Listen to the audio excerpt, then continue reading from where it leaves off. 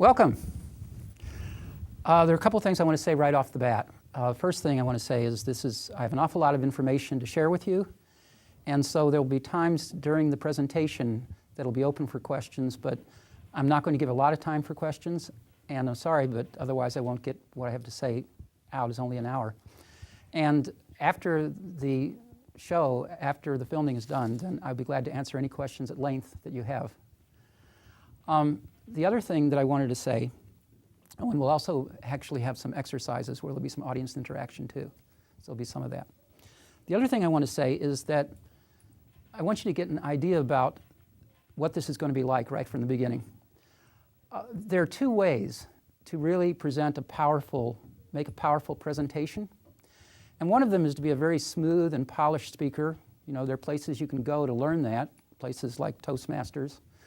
You learn about how to connect with people, look them in the eye, you learn some good jokes, how to tell some good jokes. I'm not a polished speaker, and I'll tell you right now, I haven't had that kind of training. But there's another way to be a very effective speaker, and I really am going to use that second way. And that is that I am so enthusiastic about what I have to say. I am so moved by what I have to say. I have been, since I really put the content of this together from all my research, I've really been in a state of joy at times, great sadness at times, intense emotion. It's been pretty extraordinary. And I want to communicate some of that to you so that by the end of this hour, because of the content of what I'm saying and the way I deliver it, you will have that intense emotional experience where you will be brought to tears, to joy, etc. That's what I'm after. So, anyway, the thing I want to emphasize is that how did I get into this project? It was by working at a place called Hippocrates Health Institute. How many of you know about Hippocrates? Oh, almost everybody. I think everybody. Great, that's unusual. Well, Hippocrates was started by Dr. Ann Wigmore, and Dr. Ann Wigmore was the founder of the Living Foods movement, and she also is very well known as the discoverer of wheatgrass. I mean, many people have never heard of Hippocrates but know about wheatgrass. And Hippocrates was a very unique place. And the reason it was so unique is because 75% of the people, the clients that came there, were people who Western medicine had said, there's nothing more we can do for you. And the people that came basically came as a last resort. And the reason they came there is because there was actually evidence that when Western medicine said there was nothing more we can do, Hippocrates actually made miracles. And I saw many of these while I was at Hippocrates. And I was Dr. Ann's writer. I wrote booklets and I wrote brochures for her. Also, I was the one that was in charge of giving the tours every Sunday for the open house. So I would introduce people to the program.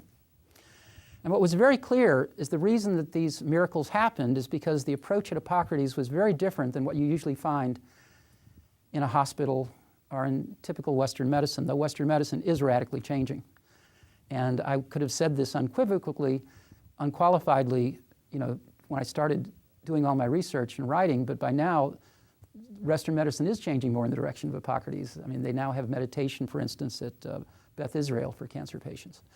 But the main thing that was different about Hippocrates when I was there, and what was true about hospitals, is hospitals emphasized that the physiology of the disease was the main determinant of whether one would recover.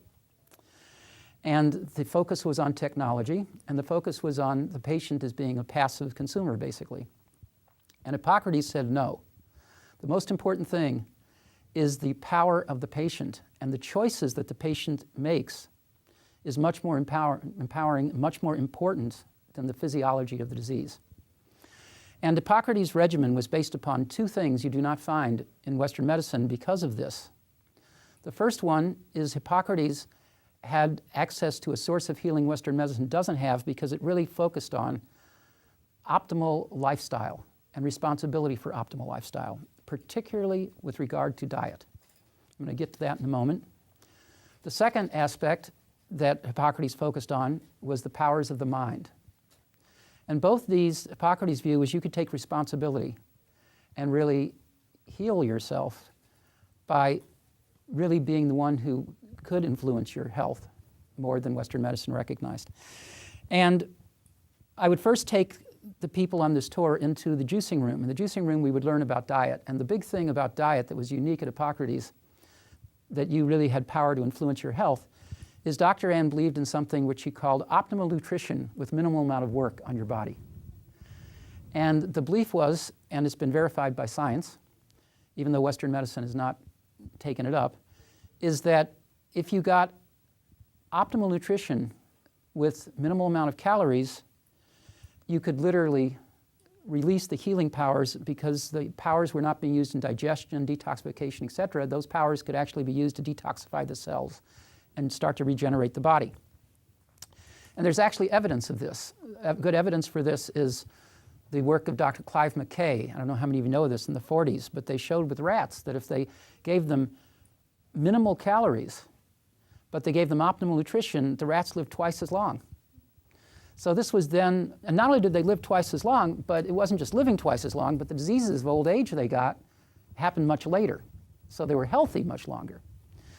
And this then, a man gerontologist by the name of Roy Walford tried to apply this to humans, and at first he was unsuccessful because he found that it didn't work, until he found that the reason it didn't work is most humans were so toxic that if they only had minimal calories, they weren't getting enough food to really get the nutrition they needed. And it had to be done gradually. But once the adjustment was made gradually to an optimal nutrition with minimal amount of work in the body, again, the same results as the mice. So this is, known, but Western medicine has not used it, probably because it doesn't pay anything, not to be cynical. Secondly, is that another major thing of Hippocrates was a focus on oxygenation of the bloodstream. And this was achieved through greens, and particularly the star of them all, wheatgrass. And wheatgrass oxygenates the blood more than anything else on the planet, at least as far as I know. That's what she would say. And the reason is because it's so high in chlorophyll that chlorophyll is very similar to hemoglobin. And hemoglobin is just one molecule off from chlorophyll. So that this is why it really could oxygenate the blood. And there was some research that she would always quote, and I would quote it in the tour that I gave. And it was the research that was done by Dr. Otto Warburg, who actually won the Nobel Prize for this research. And again, it is a mystery why this isn't being used in cancer therapy. What Dr. Otto Warburg discovered is that the thing that distinguished cancer cells basically from normal cells is that cancer cells got their energy by fermenting sugar in an oxygen-deprived environment. It's called an anaerobic process. And that normal cells got their energy by burning sugar in an oxygen environment, and that is called an aerobic process.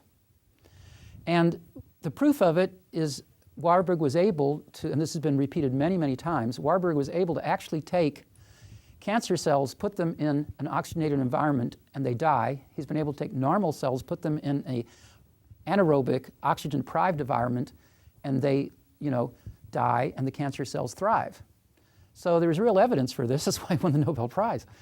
And yet this has not been used, but this is basic, to Dr. Ann's program.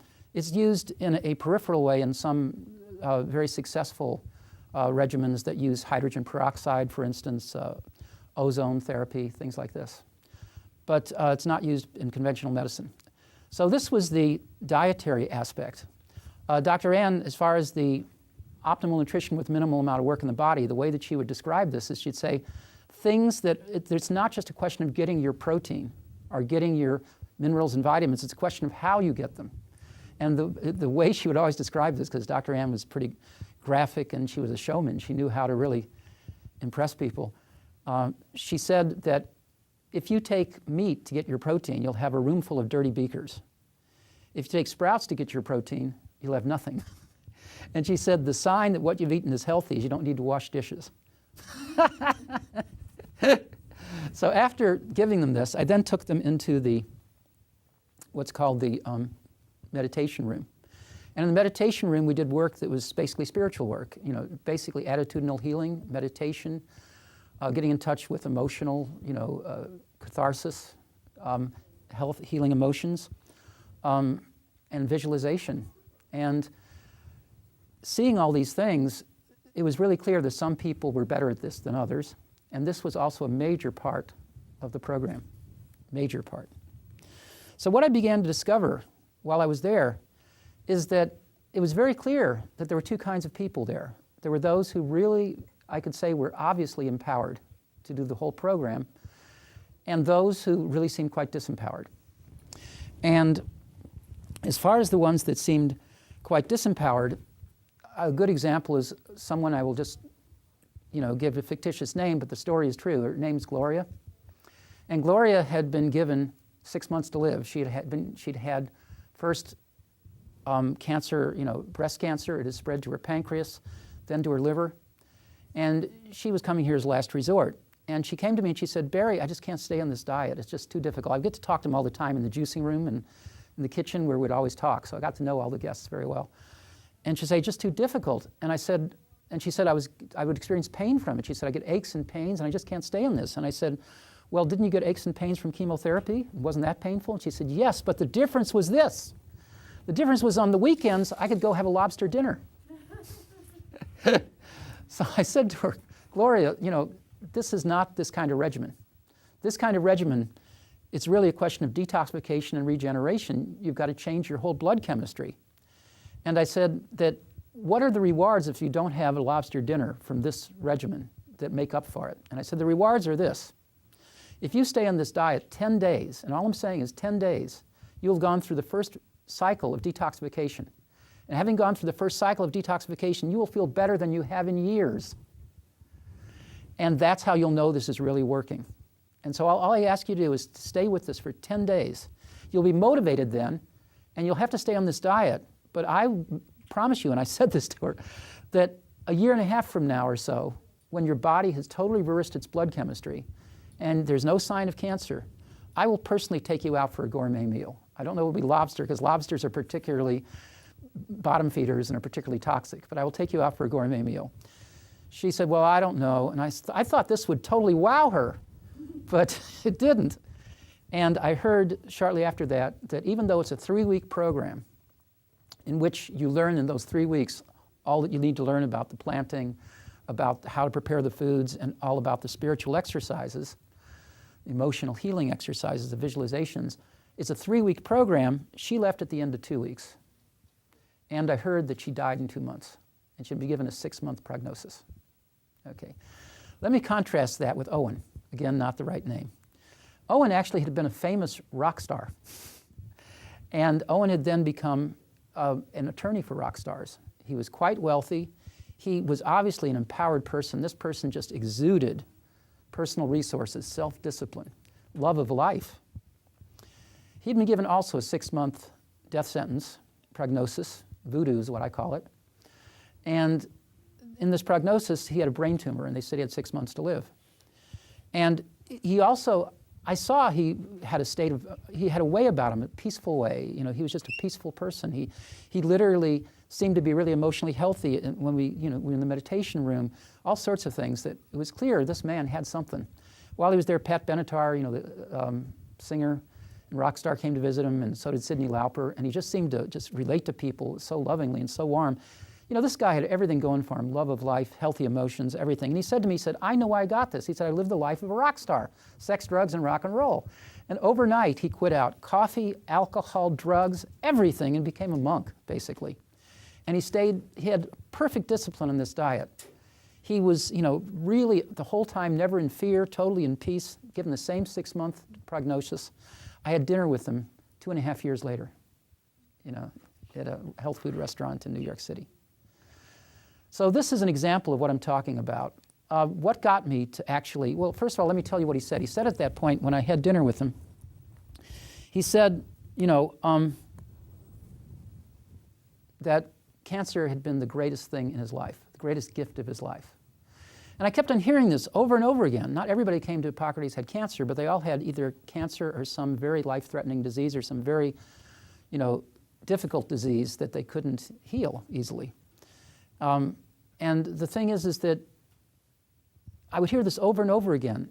They would say, especially with cancer, it was the greatest gift of my life, and this blew me away. They went through all this fear and pain and, psychic pain and physical pain, and, they could still say that. And he said to me, it got me really in touch, number one, with my power, and number two, with what's really important in life, and where my source of power and happiness are, and healing are. And he said, I'm so grateful for the experience. It reminds me of a woman that I read about in some of the research I did who said she had a breast removed, and she said, if I had to have the breast removed in order to have the peace I now experience, I would do it again in a heartbeat. She said, life is such a miracle. Now I sit around and watch the grass grow. So, this just blew me away. What really finally made me decide to do this project is I came back several years later, and I just asked how certain people were doing. And I was able to predict. I said, well, I want to predict. And I was able to predict pretty accurately who would still be alive, way beyond their prognosis by knowing their personalities. So that, plus the fact that they said they had experienced a great gift, made me realize the ones who really did well experienced an incredible transformation. And I was determined to find out what was the nature of that transformation. And I did basically did 20 years of research, and some of the fields that I covered were modern physics, neuroscience, mind-body medicine, parapsychology, animal psychology, latest research on emotions and its relationship to health, the latest cellular biology, evolutionary psychology, among others. And all of these things that I studied, I did this with something that I think made it particularly powerful, and that is I came with a beginner's mind. I had no preconceptions. What I was mainly concerned with is basically I wanted to resolve the contradictions in miracle healing. And there were real contradictions in miracle healing, and I said the only thing that's going to determine that I have really successfully found the answer to these miracle healings is if I can resolve these contradictions. And I'll just give you a couple of them real quick. One of them is probably the number one contradiction. I'm sure you've heard this, so you'd recognize this. The number one contradiction is that some people get well with what you would call a Darwinian fight for their life. They basically take on the struggle of what it takes to get well, and what they think of as they're owning their own power, and they're experiencing their own power, and it is a state of self-assertion. It is a state of getting in touch with real negative emotions. It is a state of having a new love for life, getting involved in a new way, taking responsibility in the world. And a lot of people get well that way. Now, this is a big contradiction, because the other kind of people that get well are people who have a great state of surrender and acceptance, no struggle whatsoever. They're in a state of total acceptance. There's very little self-assertion, as it is known. Though they may be getting in touch with a lot of negative emotions, they also primarily are focusing on love. They're in a state of incredible peace. And rather than being distracted into the outside world, owning their own power and coping with life in a very successful way, they've retreated from the world. And rather than being distracted, they're able to actually focus on their spiritual connection because they aren't distracted by the world.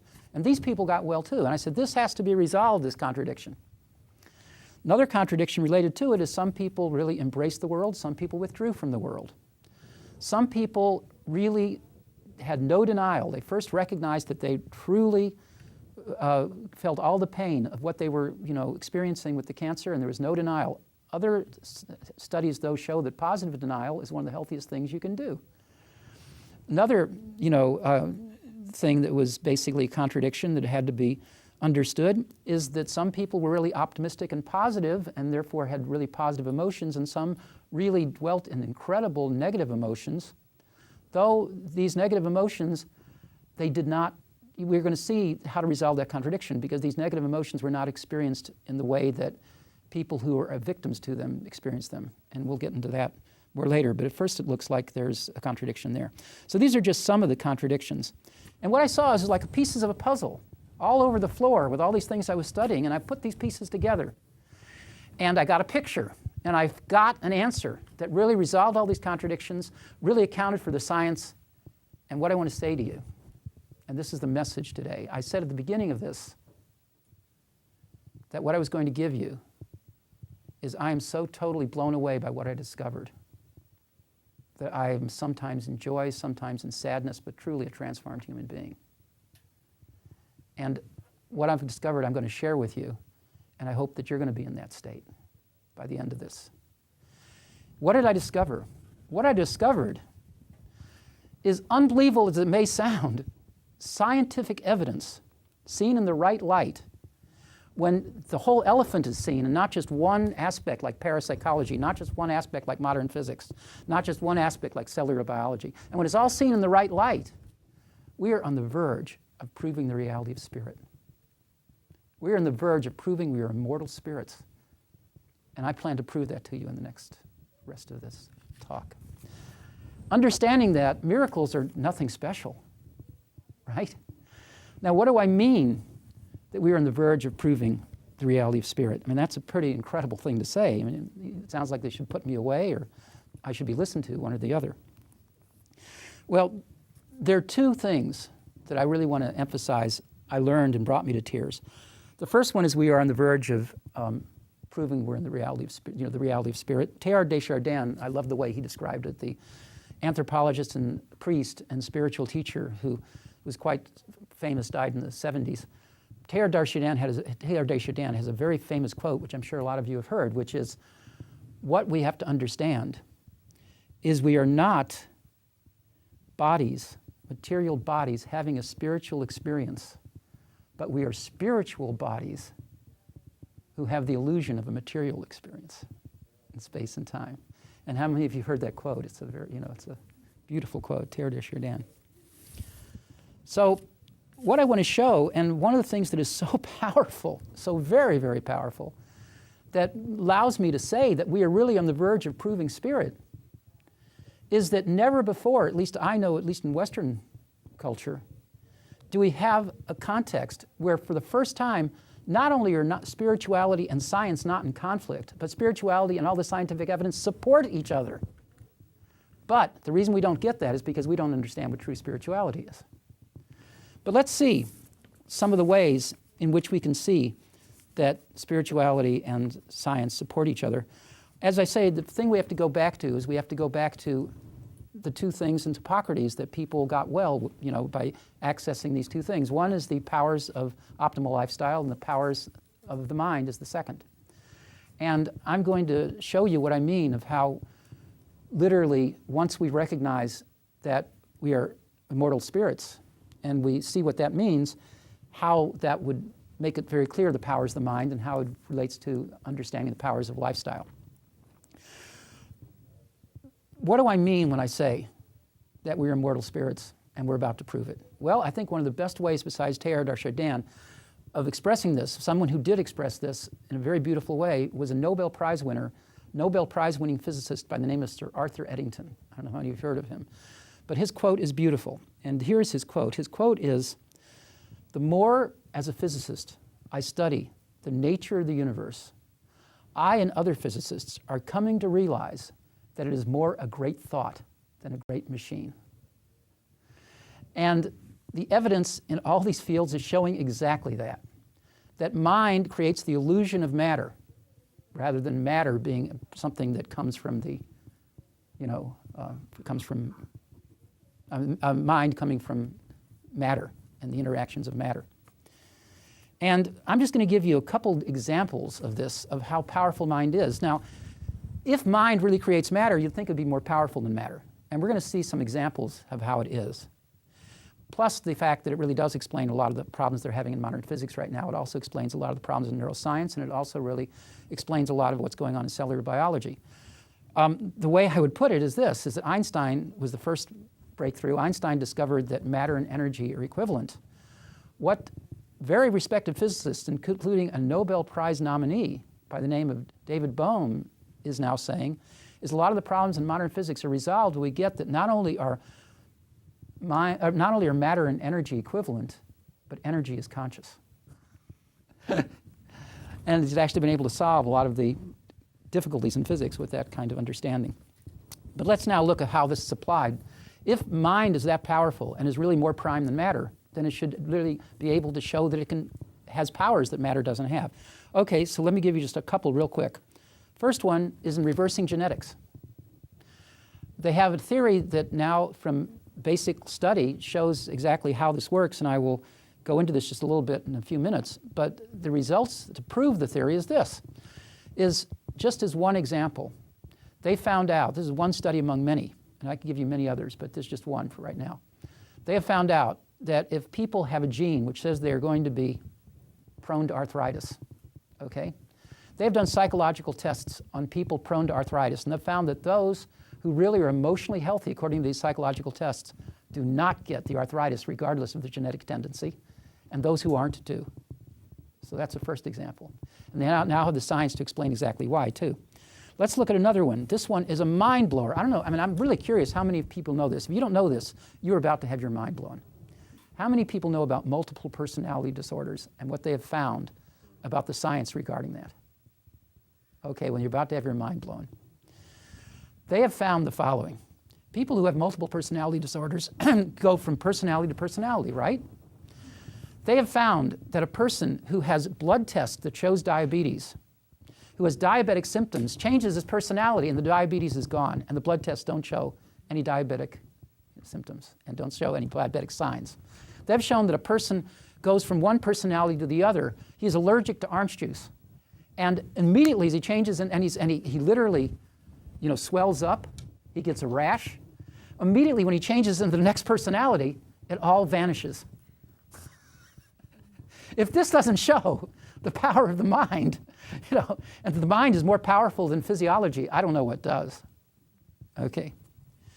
Another one, they've done just powers of visualization, to give you an example. Or let's first, powers something called hemolysis. And a wonderful book called The Field, they've been able to show, they did a scientific experiment, what's called hemolysis. And hemolysis is, they're able to take a red blood cell, and they're able to put it in solution, and they're able to put a certain amount of salt, and too little salt causes it to either, burst, or too much causes it to shrivel. It has these different, reactions, and what they've been, but definitely it reacts to a certain solution and concentration of solution of salt, and they know how much that solution is. And they've had people in another room visualize that you're adding the salt past that point, and the red blood cells aren't affected. And guess what? They aren't. And he said, if they can do that to red blood cells, maybe we can do that to the immune system. Well, we're going to get to that shortly in a minute.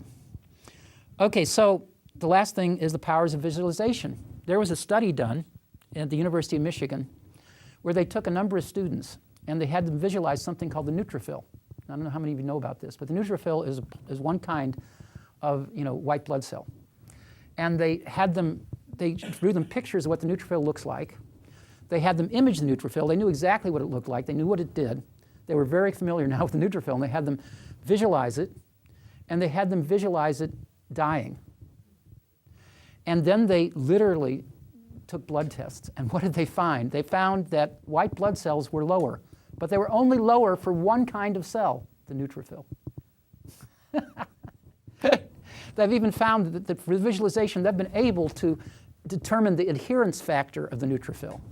Things have changed so much that I must say that when I first started this, these things were poo-pooed, and they still aren't experienced at the power that I'm going to say we need to experience them.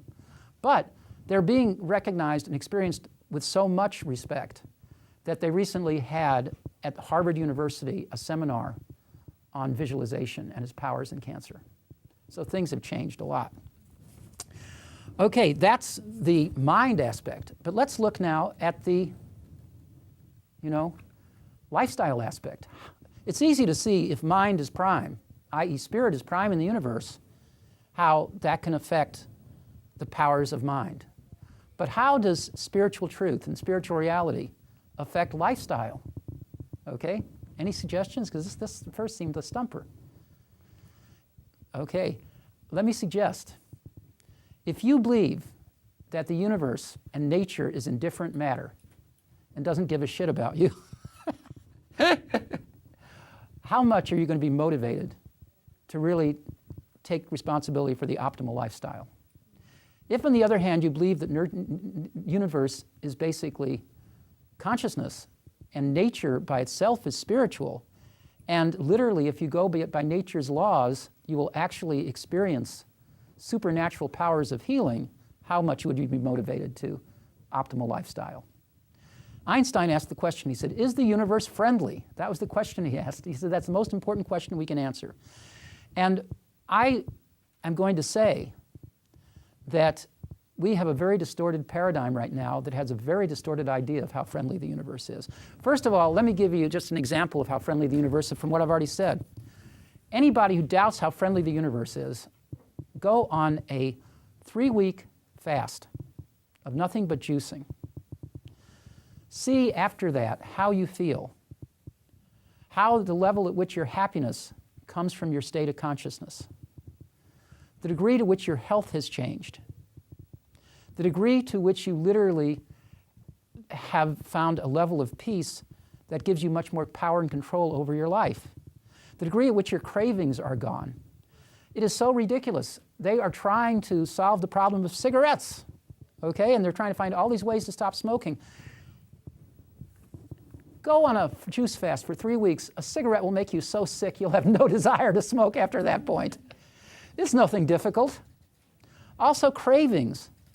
You know, if you are 3 weeks alkalizing your body and your body turns alkaline, you're going to want the right foods, and these problems will vanish. And that's what I saw at Hippocrates. And what I say is this: what is the sign of a friendly universe? That you can have influences over your health, and it doesn't depend upon some indifferent physiological interactions among, indifferent matter. These are examples to me of a friendly universe. Let me just give you 2 other quick examples. One is the friendly universe that I talked about, detoxification, regeneration, Roy Walford, showing how if you have optimal nutrition, minimal amount of work, just like the mice, you can double your lifespan. Okay, let me give you the next one. The rabbit experiments. The rabbit experiment is amazing. The rabbit experiment, they gave these rabbits, okay, a diet that was very, very high in cholesterol, very high in fat, in order to give the rabbits, they're not very nice to them, in order to give the rabbits heart disease, right? And they found something very strange. They found that all the rabbits got heart disease except for one few group of rabbits. And they couldn't figure it out. Why weren't these rabbits getting heart disease? They had the same diet. Do people know this experiment? Okay. If you don't, this is going to blow your mind too.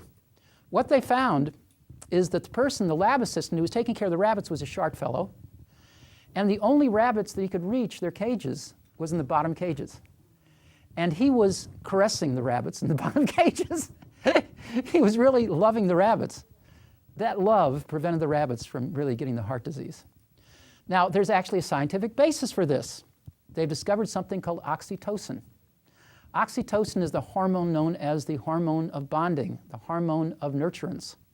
That when you are experiencing yourself being nurtured, oxytocin is released. It is so important in healing that if oxytocin isn't released adequately, it has been proven you get high blood pressure, you get, heart disease, your body starts not working well. So these rabbits are an example of that. That to me is another example. Love heals. Pretty friendly universe, I would say. Okay. Another one. They've found that exercise, if you do what nature is asking and live by nature's laws, exercise, they've found it actually reverses genetic markers, reverses genetic aging, actually making you younger. I'll read you. This was an experiment that was done at a place called the Buck Institute in Novato, California. And they took 65 volunteers and they had them exercise. And, they had them basically lift weights 3 times a week, and they had them do actually also aerobic, running. And they found that what happened is that their genetic fingerprint of the elderly, average age 70, was reversed to that of young people. Not entirely, but enough to say that the genetic profile was more like that of young people than old people. The seniors participated in these hour-long sessions 3 times a week for 6 months using the same type of machines found in most gyms. By the end of 6 months, exercise has changed the expression of a third of the 600 genes identified at the beginning of study as becoming more or less active with age. It had reversed them. What the researcher, the geneticist Ivan Melov, found And he was struck by a common feature is that the genes that did change all were related to the functioning of the mitochondria. And that has to do with the utilization of energy in the cell. So literally these seniors who were experiencing themselves as regaining the energy of youth were regaining the energy of youth. They were also regaining the metabolism of youth, which is shown to actually lead to extended lifespan. These are a few examples, and what I want to emphasize to you is I just am limited in time. I have hundreds of these examples. And it blows me away that we don't see the reality of this stuff. And we're going to get to why. We're going to get to that why shortly. So the point is, that was the first thing that brought me to tears and brought me to joy, is seeing how close we are to proving the reality of spirit. The second was seeing how close we are to proving that the secret to miracle healing is spiritual rebirth. And again, we don't get this because we don't really have a very clear idea what spirituality is. And so we see it as something opposed to science, along with a lot of other things. So in order to understand this, what we have to understand is that spiritual rebirth actually takes you to a higher level of power. And that once you're at a higher level of power, you can influence your body in a way that you can't at a lower level of power. And what I want to say is this, is that if I can show why this is so, we'll have the beginning of a paradigm that will show why spiritual rebirth is so important. And that what is important is not the physiology of disease, but finding the key to reaching this higher level of power. Okay, what they're discovering now is basically through people like Candace Pert, particularly, and Bruce Lipton, Michael Ruff, Eric Kandel, a number of scientists, starting with Candace Pert. Candace Pert made this outrageous discovery, and people can't believe it unless they really have done all the research. And that is that we are finding out the body is not a physiological machine. This is the old idea, that the body is a messaging system, that the body, every single cell is conscious. How many people saw What the Bleep Do We Know? So you heard a lot about this, that every cell is conscious. But this is not just some hairy-fairy stuff. This is science. And Bruce Lipton has taken what first was shown by Candace Pert, and as a cellular biologist has shown exactly how it works. So it explains why the people who had arthritis and who were emotionally healthy could get well. The secret is this. The way that Candace Pert says it is that when you have a thought, or really when you have an emotion, the emotion changes into a neuropeptide. And a neuropeptide has a certain molecular structure to it. And if you remember What the Bleep Do We Know, this molecular structure is like a key that locks on to a receptor. And when it locks onto the receptors, it showed in What the Bleep Do We Know, it's like bells went off and it opened the door to the room, and it's the room of the cell. So literally the key of this emotion enters the cell and changes the function and structure of the cell. The work of Eric Kandel has proved this, that emotions literally change the structure and function of the cell. It really changes the electromagnetic pathways of the cell and the electromagnetic nature of the cell. Michael Ruff has shown the following. He's shown that if you take an emotion like depression, it changes into a neuropeptide, the neuropeptide of depression. And he's shown how it's like radar, how the neuropeptide goes to the receptor, goes whoop, and he's shown actually, with visual images of how that happens and how then it enters the cell and the cell dies. This is a white blood cell in the immune system. You're going to tell me it doesn't matter whether you have a hopeless attitude towards cancer? You're going to tell me it doesn't matter, the mind? Bruce Lipton has actually been able to show exactly how this works, and I go into detail in my class and in my book about this, and I don't want to, it would take too long. I don't have time to explain it right now. But all I want to say is that they're finding out the physiological model before was that what's determining the cell is the knowledge that's going on in the nucleus of the cell that's represented by the DNA as like a library of knowledge that literally determines how the cell develops and functions. And the way what Bruce Lipton has discovered is, in the past, they always used to throw away or not consider important at all the cellular membrane around the cell. They said, oh, it's just to hold the cell in, so it doesn't. But they found out, as Bruce Lipton, as a cellular biologist, has shown, that literally you can take away the cellular membrane and it doesn't go all over the place, but the cell dies, even though it still keeps its shape. And he's shown that, however, if you take away the nucleus, which is supposed to be the brains of the cell, it doesn't die for a long time. So what's important, as he says, is that literally the membrane around the cell is literally like the keyboard in a computer. And what is the keyboard's messaging is the messages in the cellular environment. And that depends upon your emotional, mental state, and it also depends upon your lifestyle, what toxins are around that cell. And that determines what, because literally it's like a keyboard, and determines what gets inside the cell. And he says that literally all that the inside of the cell is, the nucleus, is basically the sex organs. It's like the hard drive. He says it's literally the hard drive of the computer, not the keyboard. So it literally is what doesn't change, and literally, just like, is able to reproduce the cell, the information for that, but there's always this impact on the cell from the cellular environment. They've got a lot of scientific evidence, and it also explains now things like the arthritis, how your emotions would affect, that even though you genetically are prone to arthritis, not getting arthritis. So all of this then basically shows that if spiritual rebirth can show us that we can optimize our cellular environment by spiritual rebirth, we would really show something there about how it really is that important, because it gives us powers that otherwise we wouldn't have. And in the words of the survivors, that is very true. People ask me, what did all survivors have in common? And what they all had in common is the following. I found it over and over again. They all had had such a spiritual transformation that they knew the reality of spirit, that they really believed they could get well regardless of statistics. Let's say the statistics said 1 out of 50 get well. They said, I can be that 1 out of the 50.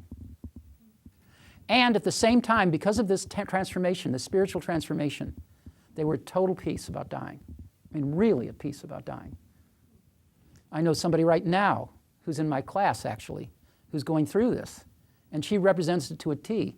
And doctors said that she would be in 3 months bedridden, and she's on her 5th month right now, and she's definitely not bedridden. I'm not saying she's well yet totally, but she's already gone beyond what the doctors predicted. And she represents exactly this, what I'm saying, to a T. Now, this brings up a very important question, which is we hear all the time, don't take responsibility for your illness because you'll feel guilty when you see the physiology of the disease is too important and you don't get well. Well, I prove in my class, and I have proved it 3 ways till Sunday, that the best chance to get well is to reach this state of consciousness known as spiritual rebirth. I'm going to show you in an analogy why when I go up here in a minute. It does not guarantee getting well. By any means, it does not guarantee getting well. Okay? So the thing is that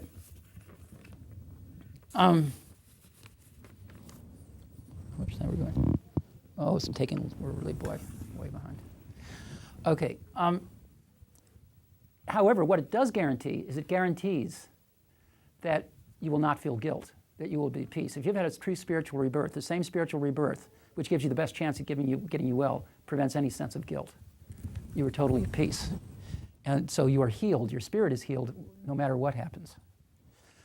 What I want to say then is, from a good graphic way of explaining what I'm saying here, is here is the old paradigm, which is not even the paradigm anymore. The doctor's knowledge is what's important, drugs is what's important, surgery is what's important, and you have nothing to do with it. Okay? It's all, what is happening now and is really present looks really good, but it still isn't what's going to get you to miracles from my, interviews and from my experience and my reading and my understanding. That is that you try to achieve a balance, that you have a great deal to do with your getting well. Diet, your responsibility for diet, your responsibility for exercise, your responsibility for attitude, your responsibility for relationships. Doctor's knowledge, surgery, and drugs is still the biggest thing. Okay? Your mind disciplines, meditation, visualization, biofeedback, and your connection to spirit. Now, what I want you to notice here is there's no focus on spirit here at all. Here it's got one aspect of it. It's off in the corner. One part is your connection to a higher being, or a connection to a higher force, or your connection to spirit. Here's what's going to get you well, all the evidence shows. You have had a spiritual transformation. Spirit is the way in which you experience reality. It's not your connection to spirit is one part of what you're doing, but you have been spiritually reborn to where that's the way you experience reality. And from a whole transformation in the way you experience reality, you then take responsibility for diet, exercise, relationships, doctor's knowledge, mind disciplines, all this. Why? Let's look quickly at a very good example why. If you are meditating and you haven't had a spiritual transformation, And you are in a state of peace for 20 minutes at a time when you meditate. And you, for 23 hours, are in a state of anxiety, are not in that deep state of peace. Which is going to be more powerful? The anxiety. And then they say, why didn't I get well? Okay. So, I'm going to see how I can shorten this because I thought I was doing well, but it's really now. Okay, so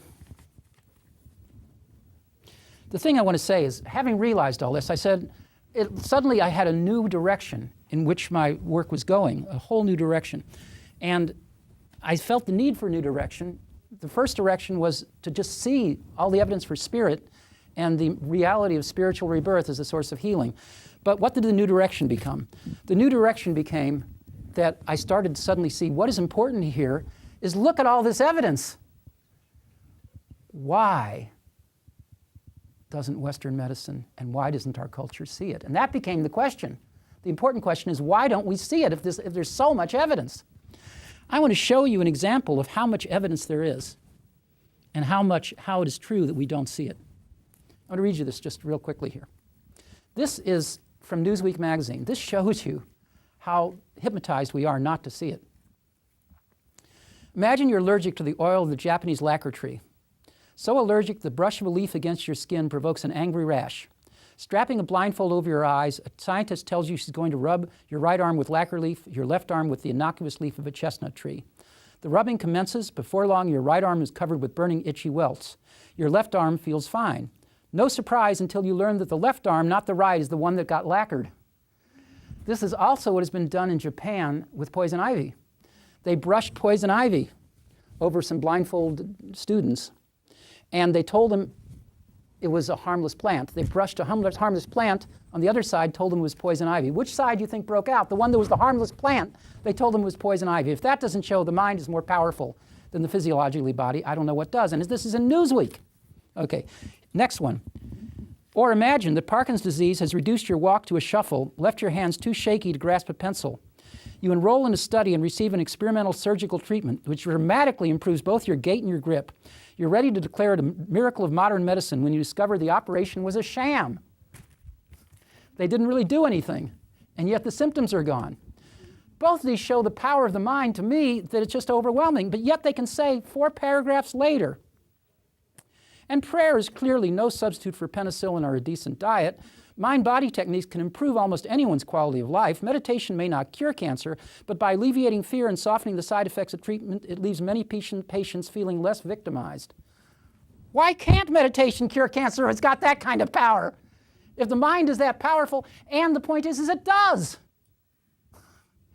There is scientific evidence that it does. It just blows me away. There's scientific evidence it does. There was studies done by, how many people know the first person to really get visualization and mind-body techniques used in the treatment of cancer? How many people know who that is? You ever heard of the name Carl Simonton? Getting Well Again. He was the one that really was the first one to initiate this. And what Simonton did is he had 152 advanced cancer patients, okay? And he basically taught them visualization. First taught them meditation to quiet their mind, then taught them visualization. He did this because he was a radiologist. And he just saw that attitude seemed to, just without having done any experimental check on it, seemed to make such a big difference in who got well.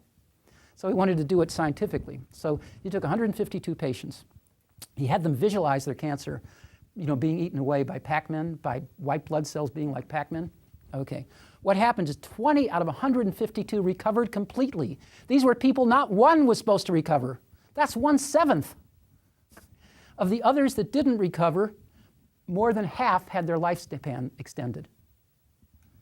So, to me, this shows this is more powerful than Western medicine. Okay, there's the work that I really want to bring up here, and it's the work of a very famous experiment by the name of someone by the name of David Spiegel. People always think I'm saying Bernie Siegel. It was David Spiegel. And David Spiegel is particularly valuable, his work, because David Spiegel wanted to prove that mind didn't influence cancer. He was a psychologist. And David Spiegel really just wanted to do this program that would improve the quality of life of his patients. So he got 100 patients that he just did a regular regimen of chemotherapy and, the usual, and he got 100 other patients. These were all advanced cancer patients, all advanced breast cancer. All were expected to die. And he got 100 of the others. And the only difference was that he had the ones who, were in one group. They had a 1.5 hour support group once a week. In the support group, they got in touch with their emotions. They got in touch with their fear of dying and experienced healthy, healing emotional catharsis to really be, at peace with that fear. They got in touch with their anger about how people treated them, who literally would make them pariahs because they were a threat and made people feel mortal. They got in touch with that anger. They got in touch with their love for each other because they were all in the same situation, and there was deep love between the people. And they got in touch with their life passions. For instance, one woman wrote a book of poetry, that she'd always wanted to write. They didn't have any, they had meditation to quiet their mind, but they basically had no visualization. They had nothing, because he didn't say, why do it? Because this is not to help them live longer, it's to help them have a better quality of life. 10 years later, he said, my God, I am so sick of these people saying that the mind has such a power over cancer. You get people saying, oh, I guess I just didn't pray enough. Oh, I guess I just didn't, and they stop their medication, they die.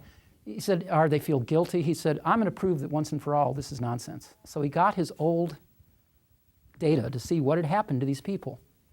And when he saw what happened, he's now become a true believer. What he found is that of the 100, 0 were alive in the group that had no support group. In the group that was still, that had the support group, 6 were still alive. The average length of time that the ones who had no support group lived was 18 months. The average length of time that those who had a support group lived was 38 months. Okay, so what we need then, we think then, is more science, more data? No, and I'm going to give you an example right now of what my class is all about and what we really do need. The problem is not the science. The problem is not the data. And here's the best example of that is what a very famous parapsychologist, Dean Radin, said in What is Enlightenment. Dean Radin was actually, somebody said to him, well, what we need is we need more controlled studies. We need more, double-blind studies. We need to show, because we're starting to see the power of the mind here. And what Dean Radin said is, you are wrong, my friend. More evidence is not the issue. We have plenty of evidence, but evidence alone is not enough. What we need now is a theory. The evidence evaluated by the same standards as used in the behavioral, social, and medical sciences establishes that psi effects, the power of the mind spirit, are real. The only reason it is not accepted by the mainstream is there is no clear theoretical explanation to accept it. It's not accepted because people don't know how to explain it. And that's what my classes are about. I give the theory that gives us new eyes to see, that makes it all make sense. And to do so, I really go into a new understanding what spirituality is. The problem is this. The problem is that we have a very unhealthy understanding what spirituality is as something that is disempowering, that its relationship to science is very disempowering. I'll repeat, the way everybody sees it, I'm sure you know this. Science is objective truth, right? And that's because it's got a scientific method, and the proof of it is what's called the correspondence theory. And the correspondence theory, which was invented by Immanuel Kant, basically says the way we know reality is we have all these ideas in our head, but we have to test them in the outside world, and the degree to which the basis of those tests match what's in our head, then we know what reality is. Example, do statins lower cholesterol? Well, then we investigate and see whether, with double-blind studies, statins lower cholesterol. Then we say, well, if I believe in my head statins don't lower cholesterol, it's not in accord with correspondence theory. And what Kant said is, but you can't do that with spirit, because there's nothing to measure. There's nothing to see. And so he said, spirituality is valuable as psychological comfort. It's got value, it's got place, but it is not objective truth, like science. We are hypnotized to that. And I'm going to show you being hypnotized to that. I hope I have enough time. Exactly why we don't have the eyes to see what's right in front of our faces. Okay, here's the thing, okay, is that, First of all, it's not the way that spirituality has been seen by many, many cultures in the past. It's just our culture that sees it that way. Spirituality can't be disproven by the scientific method. The way spirituality has been seen in a lot of primitive cultures is the way a mystic sees spirituality. Spirituality, its truth is known by the fact that by literally surrendering to a higher power, one experiences an altered state of consciousness. And from this altered state of consciousness, one gets an experience of power that is much higher than one ever had. One has a quality of mind that is different than one has ever known. And as a result, one can see that before one surrendered, one really was in confusion about where their real power came from, where their real happiness came from. And then, therefore, they literally have a transformed perception. The point is this. The point is, it's not a question of, as science says, what we need to do is to see it and then we will believe it. What we need to do is to believe it and then we will see it.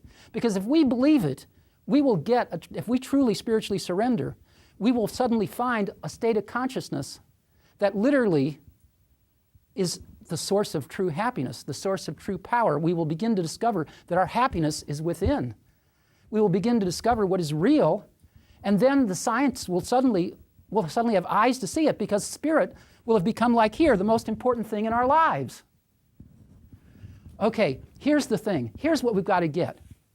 Is not only is there the objective subjective problem, there's the problem, as Freud and Nietzsche put it, is that they saw spirit as basically true power was the power of ego. It took responsibility for life.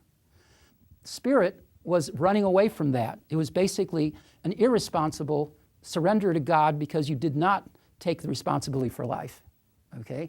And therefore did not cope with life, take on the Darwinian struggle. You know, Freud said that when you literally experienced that peace was basically the death wish. He called it the nirvana principle. You had given up on the struggle.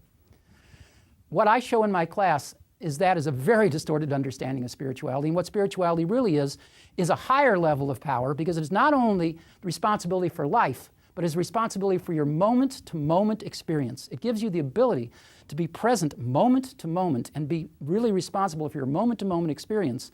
And therefore, from that higher power, can you see why you suddenly can access things that you couldn't access before, as far as maximizing and optimizing, you know, the environment, the cellular environment? You know, if you do not see that spirit is really the source of power, then you're not going to let yourself see the scientific evidence. That's the new paradigm. The scientific evidence will never give it to us. All I want to say, because I realize I'm getting towards the end here, is this is just a hint of what I do in my class. Kathleen's in my class right now. I think she's the only one here that is. And she can tell you, you know, that a lot of these things are really explained in a lot more detail. And okay, so basically, thank you very, very much for coming. And I wish I had time to tell you the promises I make in the class. Looks like I'm not going to have time, but you know, call me if you'd like to know more about the class, and I would be glad to have you as a student, or I'd be glad to tell you more. Thank you very, very much for your time and your attention.